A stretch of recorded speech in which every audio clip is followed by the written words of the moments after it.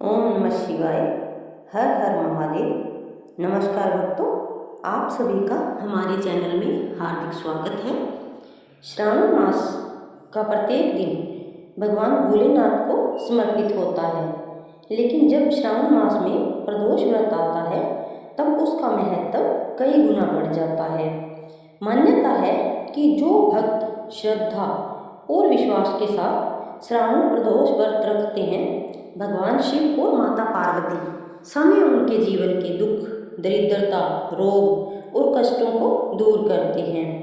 आज की इस वीडियो में हम जानेंगे श्रावण प्रदोष व्रत कब रखा जाएगा, सही तिथि क्या है, पूजा का शुभ मुहूर्त क्या रहेगा, पूजा विधि कैसे करें, कौन सी गलतियां भूलकर भी नहीं करनी चाहिए, और अंत में सुनेंगे भगवान शिव की एक अत्यंत चमत्कारी प्रदोष व्रत कथा, जिसे सुनने मात्र से व्रत पूर्ण माना जाता है। इसलिए वीडियो को अंत तक अवश्य देखें। अब जानते हैं सावन प्रदोष व्रत का महत्व। धार्मिक ग्रंथों में बताया गया है कि प्रदोष काल वह समय होता है जब भगवान शिव कैलाश पर्वत पर प्रसन्न मुद्रा में अपने भक्तों को आशीर्वाद देते हैं।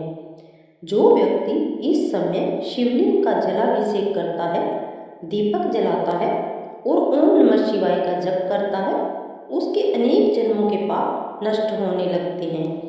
कहा जाता है कि प्रदोष व्रत रखने वाले व्यक्ति के जीवन में धन, सुख, शांति, संतान सुख, उत्तम स्वास्थ्य और सफलता का आगमन होता है। यदि किसी के विवाह में बाधा हो, संतान प्राप्ति में कठिनाई हो, व्यापार में हानि हो या घर में लगातार अशांति रहती हो, तो श्रद्धापूर्वक प्रदोष व्रत करने से भगवान शिव विशेष कृपा करते हैं। साल 2026 में श्रावण प्रदोष व्रत की तिथि पंचांग के अनुसार 26 जुलाई रविवार से प्रारंभ होकर 27 जुलाई सोमवार तक रहने वाली है। उदया तिथि और प्रदोष काल के आधार पर कई स्थानों पर व्रत की तिथि अलग अलग मानी जा सकती है, इसलिए अपने क्षेत्र के पंचांग का भी अवश्य पालन करें। इस दिन प्रदोष काल में भगवान शिव और माता पार्वती की पूजा करना अत्यंत शुभ माना गया है। अब जानते हैं कि पूजा की तैयारी कैसे करें।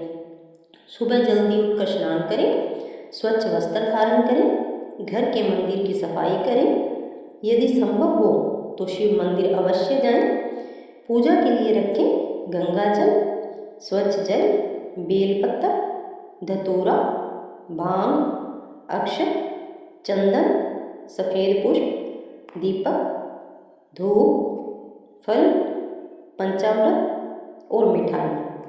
अब जानते हैं पूजा विधि। सबसे पहले भगवान गणेश का स्मरण करें। इसके बाद शिवलिंग पर गंगा जल और शुद्ध जल अर्पित करें। फिर दूध, दही, घी, शहद और शक्कर से पंचामृत अभिषेक करें। अब पुनः जल से स्नान कराएं। बेलपत्र अर्पित करें। ध्यान रखें कि बेलपत्र टूटा हुआ न हो। चंदन, धूप, दीप और नैवेद्य अर्पित करें। इसके बाद कम से कम 108 बार ओम नमः शिवाय मंत्र का जप करें।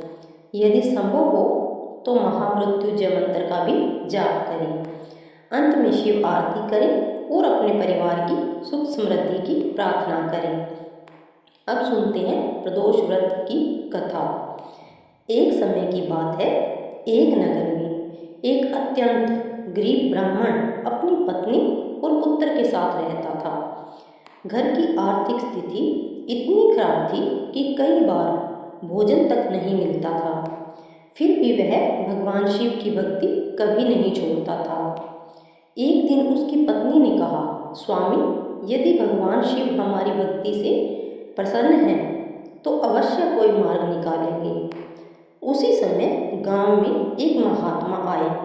उन्होंने ब्राह्मण से कहा, यदि तुम श्रद्धा से प्रदोष व्रत करोगे और प्रदोष काल में भगवान शिव की पूजा करोगे तो तुम्हारे जीवन के सभी संकट समाप्त हो जाएंगे। ब्राह्मण ने पूरे विश्वास के साथ व्रत प्रारंभ किया।